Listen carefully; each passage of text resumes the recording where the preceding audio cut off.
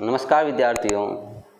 पिछली कक्षा में हमने राजनीतिक विज्ञान की अवधारणा, राजनीतिक सामाजिकरण और राजनीतिक संस्कृतियों के बारे में अध्ययन किया था। आज हम राजनीतिक विज्ञान की नई अवधारणा राजनीतिक सहभागिता के बारे में अध्ययन करेंगे, जिसमें आज हम देखेंगे राजनीतिक सहभागिता क्या होती है, इसका क्या अर्थ है और इसके क्या स्वरूप होते हैं।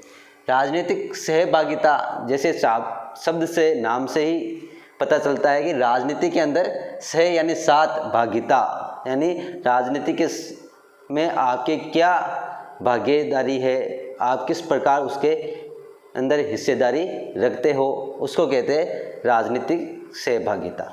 तो देखते हैं, राजनीतिक सहभागिता आधुनिक राजनीतिक अवधारणाओं में विशेष महत्व रखती है।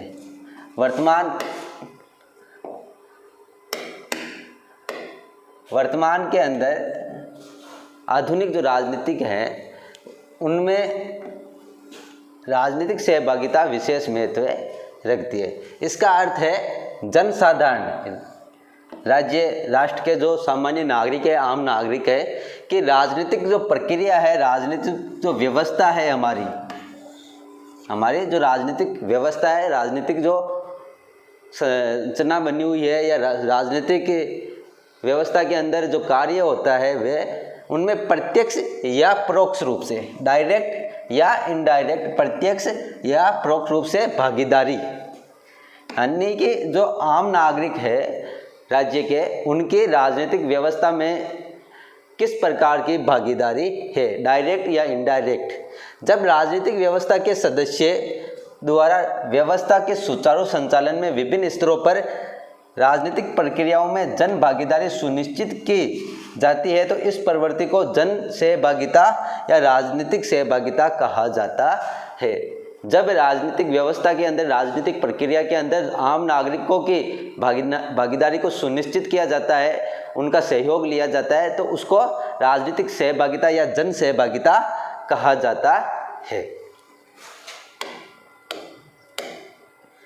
स्विट्जरलैंड जो विश्व के अंदर एक ऐसा देश है जो विश्व का अग्रणी लोकतांत्रिक देश है, वहाँ पर जनता को अपने चुने हुए प्रतिनिधियों को वापस बुलाने का अधिकार है। वापस बुलाने का अधिकार, राइट टू रिकॉल जिसे कहा जाता है। वहाँ पर ऐसा नियम है कि जब जनता चुनाव द्वारा किसी राजनेता को चुन लेती है, अगर वह कार्य सही नहीं करता है तो जनता उसको वापस हटा भी सकती है। भारत में ऐसा नियम नहीं है। एक बार अगर किसी व्यक्ति को सांसद चुन लिया जाता है तो वो 5 साल के लिए सांसद बना रहता है, जबकि स्विट्जरलैंड एक ऐसा देश है जहाँ पर वापस बुलाने का अधिकार, राइट टू रिकॉल का भी नियम बनाया हुआ है कि कोई भी चुने हुए प्रतिनिधि है, वह अगर सही कार्य नहीं करता है तो उसे वापस बुला लिया जाए या उसको वापस पद से हटा दिया जाए। वहाँ की जनता जनमत संग्रह द्वारा जन सहमति से देश के कानूनों में भी परिवर्तन कर सकती है। स्विट्जरलैंड के अंदर और क्या नियम है, जैसे भारत के अंदर कानून बनाने का काम संसद करती है, वहाँ पर ही कानून बनाए जाते हैं, संविधान में संशोधन किया जाता है। जबकि स्विट्जरलैंड के अंदर जनता एक जनमत संग्रह करके एक ऐसी जन सहमति बना ले, तो वहाँ के जो देश के कानून है, उन कानूनों में भी वे परिवर्तन कर सकती है, उन कानूनों को वे बदल सकती है। ऐसे अधिकार जब जनता के पास हो तो राजनीतिक प्रक्रिया में चुने प्रतिनिधि अपने निर्वाचकों के अनदेखी नहीं कर सकते हैं। और इस प्रकार के जब अधिकार हो, वापस बुलाने का, कानूनों का निर्माण करने का, जनता के पास इस प्रकार के जब अधिकार होते हैं, तो जो जनप्रतिनिधि होते हैं वे जनता की कभी भी अनदेखी नहीं करती है। जब तक वे पद पर बने रहते हैं, जनता की इच्छा के अनुसार कार्य करते हैं। वे सदैव जनता के प्रति उत्तरदायी होते हैं। वे जनता के प्रति हमेशा उत्तरदायी होते हैं, जवाबदेह होते हैं। आगे देखते हैं, राजनीतिक सहभागिता लोकतांत्रिक व्यवस्था का प्राण तत्व मानी जाती है। कोई भी लोकतांत्रिक व्यवस्था है, वहाँ पर जो राजनीतिक सहभागिता है वह उसका प्राण तत्व होती है। जिस लोकतांत्रिक व्यवस्था के अंदर राजनीतिक सहभागिता नहीं होती है, वह लोकतांत्रिक व्यवस्था धीरे धीरे समाप्त हो जाती है। और जहाँ पर राजनीतिक सहभागिता जिस लोकतांत्रिक व्यवस्था में पाई जाती है ज़्यादा, वह लोकतांत्रिक व्यवस्था लगातार उन्नति करती रहती है। तो ये एक प्राण तत्व है लोकतांत्रिक व्यवस्था का। अगर प्रश्न आ जाए कि लोकतांत्रिक व्यवस्था का प्राण तत्व किस अवधारणा को माना जाता है, तो किसे माना जाता है? राजनीतिक सहभागिता को, जिसे राजनीतिक समाज में राजनीतिक शक्ति संपन्न सत्ताधारी व्यक्ति जनसाधारण को राजनीतिक प्रक्रिया में भाग लेने के लिए निरंतर प्रेरित करते हैं और ऐसी भागीदारी को सकारात्मक मानते हैं। वहाँ पर स्वस्थ लोकतांत्रिक परंपराओं का विकास होता है। और जिन देशों के अंदर जनता की जो भागीदारी है उसको ज़्यादा से ज़्यादा मानते हैं और उसको अच्छाई के लिए मानते हैं, जिसको सकारात्मक मानते हैं, वह लोकतांत्रिक व्यवस्था या परंपरा है, वह हमेशा क्या करती रहती है? विकास करती रहती है, जो निरंतर जारी रहता है। और ये विकास हमेशा लगातार वह लोकतांत्रिक व्यवस्था उन्नति करती रहती है जिस लोकतांत्रिक व्यवस्था में जन भागीदारी ज़्यादा से ज़्यादा पाई जाती है। किसी भी व्यवस्था को सबल तभी बनाया जा सकता है जब उसमें जन भागीदारी का अंश ज़्यादा हो। कोई भी लोकतांत्रिक व्यवस्था है, कोई भी राजनीतिक व्यवस्था है, वह राजनीतिक व्यवस्था तभी मजबूत बन सकती है जब उसके अंदर जन सहभागिता का अंश है वह ज़्यादा होता है। जिस राजनीतिक व्यवस्था में जनता की राजनीतिक प्रक्रियाओं के प्रति उदासीन रहती है, वह शासकीय वर्ग उसकी सक्रिय भूमिका अदा करने के मार्ग में रोड़ा डालते हैं। वहाँ व्यवस्था के शीघ्र ही विघटन की ओर अभिमुख होने की आशंका बनी रहती है। और जिन राजनीतिक व्यवस्था के अंदर जन भागीदारी नहीं पाई जाती है, वह लगातार नीचे गिरती जाती है और वह विघटन की कगार पर आ जाती है और धीरे धीरे समाप्त हो जाती है। यानी कि जिस राजनीतिक व्यवस्था के अंदर जन भागीदारी ज़्यादा होगी, वही व्यवस्था लगातार उन्नति करती रहती है। जिस राजनीतिक व्यवस्था में जनता की भागीदारी नहीं होती है, वह धीरे धीरे समाप्त हो जाती है। राजनीतिक सहभागिता का अगर हम अर्थ देखते हैं तो इसका अर्थ के अंदर राजनीतिक विज्ञान में राजनीतिक सहभागिता का सूत्रपात व्यवहारवादियों ने किया।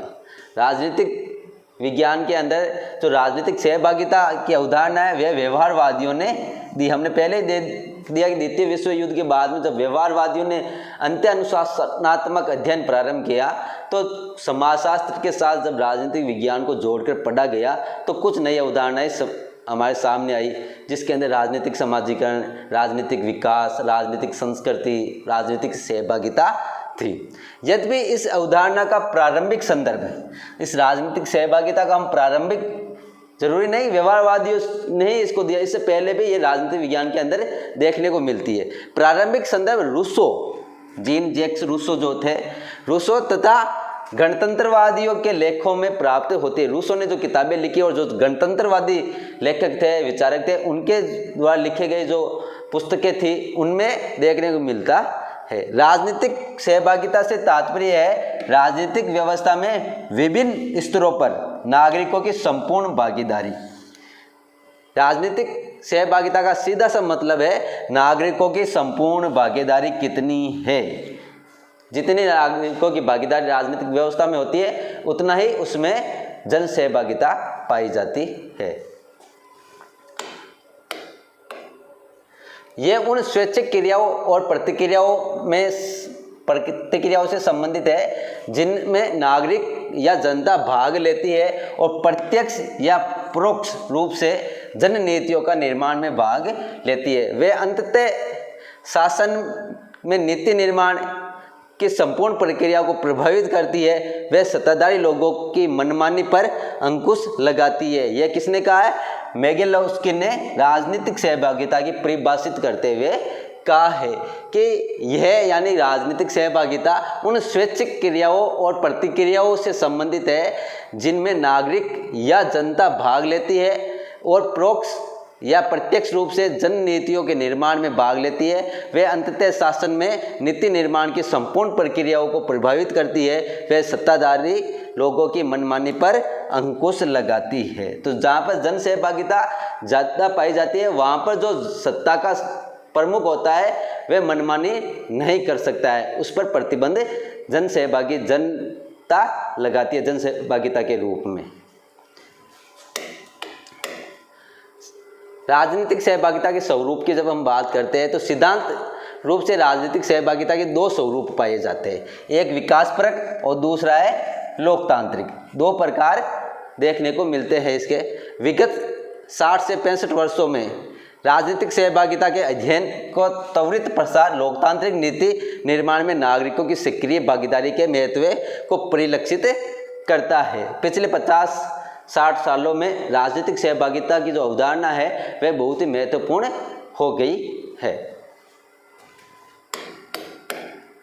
वोट देने व दिलाने, चंदा देने, याचिका प्रस्तुत करने, सत्ताधारियों जनप्रतिनिधियों पर प्रभाव डालने, रैली निकालने से लेकर किसी भी विशेष मुद्दे पर धरना प्रदर्शन व जनप्रतिनिधियों का विरोध प्रदर्शन करना सभी राजनीतिक सहभागिता के औजार है।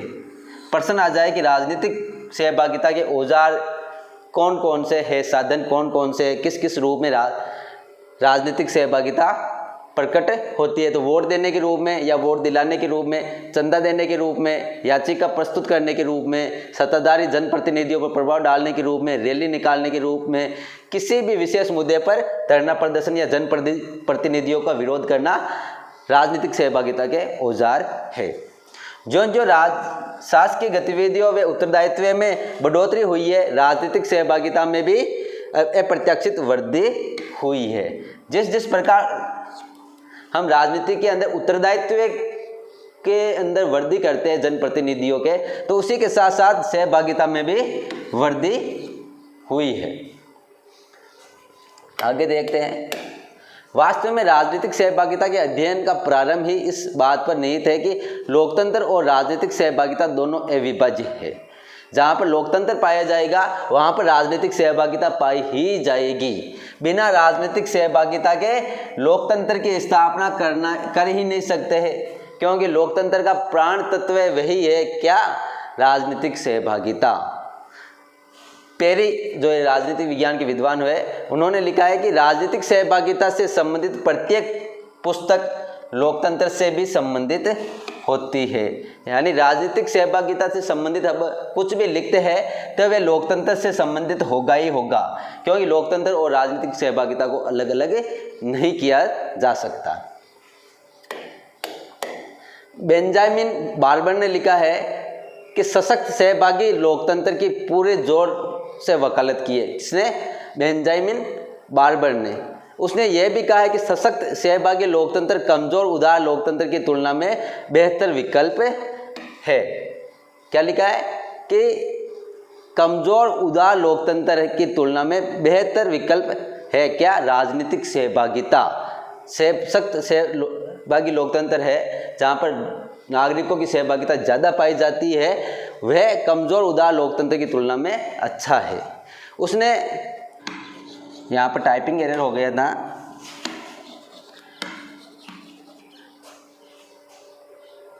बेंजामिन बार्बर ने राजनीतिक सहभागिता के लिए कुछ ऐसे शब्द प्रयोग किए जिनको लिखा था, जैसे कि थीन डेमोक्रेसी, पॉलिटिक्स एज जू कीपिंग जैसी शब्दावली का प्रयोग करते हुए कहा कि ऐसे लोकतंत्र में व्यापक रूप से निजी भाव हावी रहता है।